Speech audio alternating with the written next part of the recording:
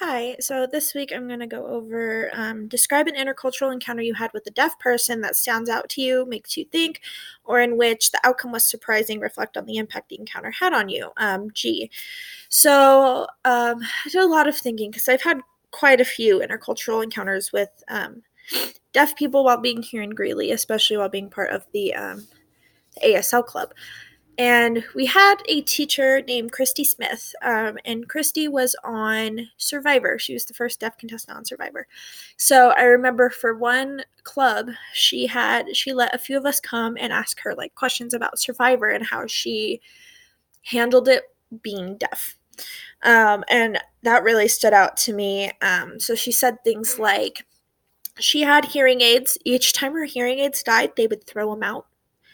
When it was dark, she couldn't communicate with her team members. A lot of her team members, even watching the show, a lot of her team members really like put her down almost and thought she couldn't do like the same level of quality as the rest of them could do.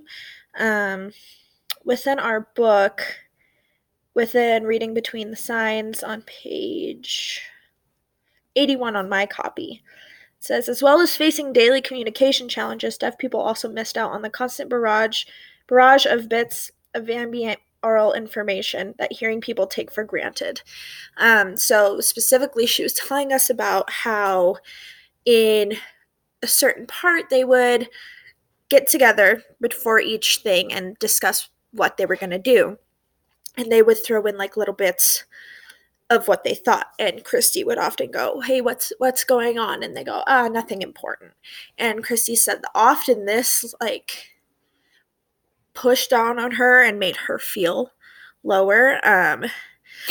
And her like describing these things to us, it was like a lot for us to take in, especially even her saying like when her hearing aids died, she'd throw them out. That blew my mind. And again, she wasn't allowed an interpreter. She wasn't allowed anybody who signed. She wasn't really able to sign. It was all reliant on mostly lip reading and her speaking, um, which we all said, like, what a switch that is from her everyday life. And her um, telling us all that, like, really made us all think, like, well, could they have adapted it to where she could have had an interpreter? Could they have adapted it to where she could have had a charging station for her hearing aids?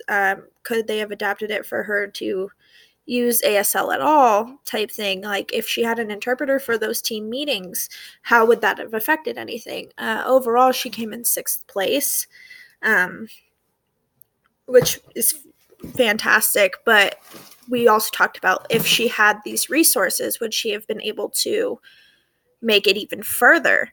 And of course, it didn't affect her physical ability, but she felt mentally like she wasn't equal with the rest of them.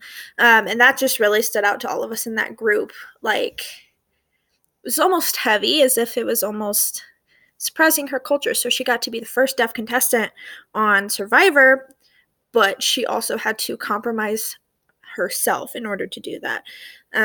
So we all just spent a long time, spent about an hour discussing all of this and how she felt, and that just really made us think of like all of those different things that could have been different for her, how we think it could change now. And I think that we discussed there might have been one or two more deaf contestants after that. None of us were sure if they had accommodations, but how much different like it would be if that were possible, and how the show could maybe integrate more deaf culture type things so that they don't miss those little bits of information, like we said, so that they feel fully included within the situation that they're in, make it more of an inclusive environment instead of just a hearing environment. Um, and that's it. That really stood out to me, and I often think of that a lot. Thank you.